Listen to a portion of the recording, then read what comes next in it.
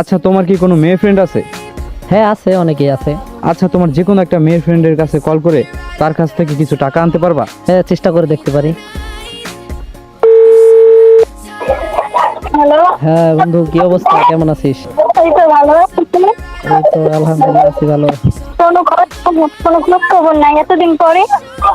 আছি, একটা বিপদে পড়ছি। শোন, আমি আমি আমার গার্লফ্রেন্ড নিয়ে ঘুরতে আসছিলাম, পরে এখন দেখি পকেটে টাকা নাই বা টাকাটা হারিয়ে গেছে। এখন তুই আমার কিছু টাকা দিয়ে হেল্প করতে পারোস ইনস্ট্যান্ট?